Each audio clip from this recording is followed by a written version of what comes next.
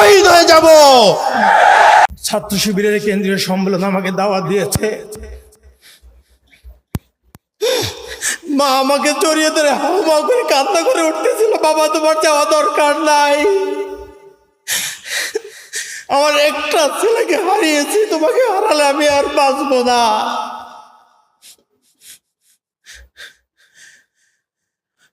ওসমান হাদি যখন রাজপথে বক্তৃতা দিত, ফ্যাসিস্টদের চোখে চোখ রেখে শাহবাগে দাঁড়িয়ে নারায়ে তাকবীর স্লোগান দিত। আমাদের পরিবারকে হুমকি দেওয়া হতো, হোয়াটসঅ্যাপে মেসেঞ্জারে কাফনের বক্স পাঠানো হতো। শুরুর দিকে ওসমান আমাদেরকে বলতো, পরিবারকে জানাতো, পরে আর এগুলো আমাদের সাথে শেয়ার করতো না। মা ভয় পাচ্ছেন, আমি ওসমান হাদির বিচার চেয়ে যদি আবার সোচ্চার হই, আবার যদি রাজপথে আন্দোলন করি, আমাকেও করা হবে, সে তার দ্বিতীয় সন্তানকেও হারাবে। আমি আম্মাকে সকালে যখন বাসা থেকে বের হয়ে আসছি, একরকম না বলেই আমি বের হয়ে আসছি। প্রিয় ভাইরা আমার, আমি ওসমান হাদির ভাই হিসেবে এখানে উপস্থিত হই নাই। আগেও বলেছি, আমি শহীদ ওসমান হাদির গর্বিত ভাই হতে চাই নাই। আমার বাবা মারা গিয়েছিলেন 2012 সালে। সেই 2012 সালের থেকে আমরা দুই ভাই একই বাসার কাছাকাছি থাকতাম। জুলাই আন্দোলনের সময় রামপুরাতে দুই ভাই একই সাথে আন্দোলন করেছি, একই সাথে পুলিশের ভয়ে পালিয়ে পালিয়ে বেরিয়েছি। 5ই আগস্টের পরে আমার ব্যক্তিগত ব্যবসা বাণিজ্য সব ছেড়ে ইনকিলাব মঞ্চ প্রতিষ্ঠা করার জন্য ওসমানের সাথে দিন রাত এক করে আন্দোলন করেছি।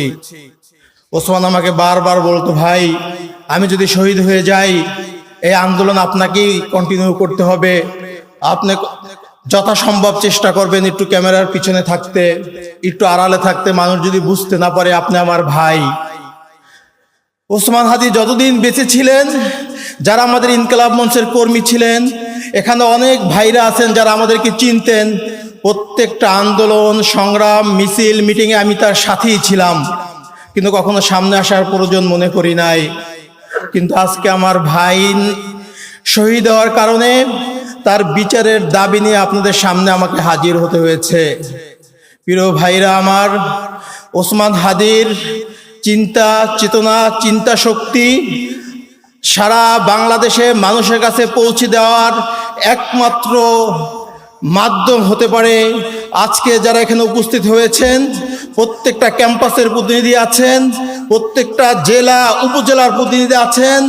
আপনারা আমাকে বলেন, ওসমান হাদির আদর্শকে আপনারা বাংলাদেশের 56,000 বর্গ মাইলে পৌঁছে দিবেন।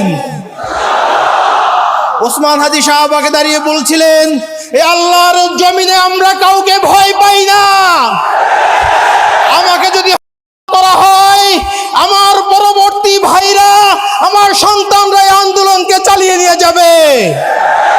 আধিপত্যবাদের বিরুদ্ধে আমাদের লড়াই চলবে, বাংলাদেশের ইনসাফ প্রতিষ্ঠার জন্য আমাদের লড়াই চলবে, সততার জন্য আমাদের লড়াই চলবে। যতদিন বেঁচে আছি এই আল্লাহর জমিনে সংগ্রাম করে শহীদ হয়ে যাব। প্রিয় ভাইরা আমার, আল্লাহ ওসমান হাদিকে শহীদ করেছেন। কি প্রস্তুতি নিয়েছিলেন আমি জানি না। এক শুক্রবার সকালবেলা সে সকল প্রস্তুতি নিয়ে জুমার নামাজ পড়তে আসছে। জুমার নামাজ পড়ে ফেরার পথে সে গুলিবিদ্ধ হয়েছে। পরবর্তী শুক্রবার রাতে সে শাহাদাত বরণ করেছে সিঙ্গাপুরে। ঘটনার 2 সপ্তাহ আগ থেকে খুনি আমাদের সাথে সাথে ঘুরে।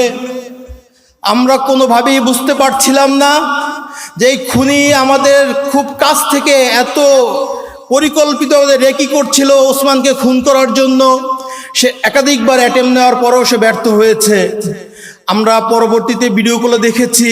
কালচারাল সেন্টারের ভিতরে তাকে শ্যুট করতে চেয়েছে, আরেকজন হঠাৎ করে চলে আসার কারণে সে শ্যুট করতে পারে নাই। কিন্তু আল্লাহ তাকে জুমাবার শুক্রবারই কবুল করেছেন, এই জন্য খুনি শুক্রবার তাকে শ্যুট করে সফল হয়েছেন। প্রিয় ভাইরা আমার, আমি আর কাঁদতে চাই না। পরিবারের দিকে তাকিয়ে আমার ছোট বোন ভাইদের আহাজারি আর দেখতে চাই না। আমি আপনাদের কাছে একটাই দাবি জানাতে চাই, 2-3টা ইস্যুকে সামনে রেখে এই দাবি যদি আপনারা বাস্তবায়ন করতে না পারেন, এই বাংলাদেশের স্বাধীনতা সার্বভৌমত্ব আছে বলে আমরা মনে করি না। যে স্বাধীন বাংলাদেশে আল্লামা দেলোয়ার হোসেন সাঈদীর সাক্ষীকে ভারতের কারাগারে পাওয়া যায়, যে ওসমানের খুনি করার 6 ঘন্টার ভিতরে বাংলাদেশ বর্ডার পার করে যায়, এই দেশের স্বাধীনতা সার্বভৌমত্ব আছে বলে আমি বিশ্বাস করি না। প্রিয় ভাইরা আমার, এই 56,000 বর্গ মাইলে আজাদির লড়াই আপনাদেরকে শুরু করতে হবে।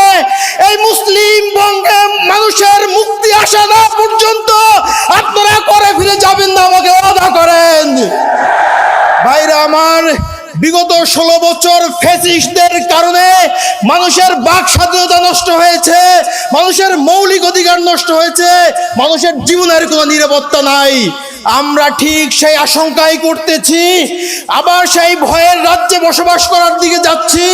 আমাদেরকে মানুষ ভয় দেখাচ্ছে, সামনে নির্বাচন, তোমরা এই খুনের দাবি তুলিও না, এদেশে আবার কোন সরকার ক্ষমতায় আসবে, তারা তোমাদেরকে কথা বলতে দিবে না। আমি আপনাদের কাছে বলতে চাই, কোন সরকার ক্ষমতায় আসবে কি আসবে না সেই সিদ্ধান্ত জনগণ নিবে। যদি আপনারা কোন সরকার ক্ষমতায় আসবে আওয়ামী লীগের মডেলে নির্বাচন করে আবার আধিপত্যবাদীদের ক্ষমতায় আনতে দেন, এর জন্য আপনারাই দায়ী থাকবেন। প্রিয় ভাইরা আমার, ওসমান হাদির ভাই হিসেবে বলতে চাই নাই, একজন সহযোদ্ধা হিসেবে বলতে চাই, আগামীর বাংলাদেশ কিভাবে নির্মাণ হবে সেই সিদ্ধান্ত আপনাদেরকে নিতেই হবে। আপনারা যদি এখান থেকে পিছপা হন, কোন ধরনের আঘাত করতে চান, পার্শ্ববর্তী রাষ্ট্র হোক, বাংলাদেশের মধ্যে কোনো ডিপ স্টেট হোক, কারোর সাথে যদি আপনারা আঘাত করে আবার এদেশে ফাঁসিবাদ কায়েম করতে যদি সহযোগিতা করেন, আল্লাহর কাছে আপনারা দায়ী থাকবেন।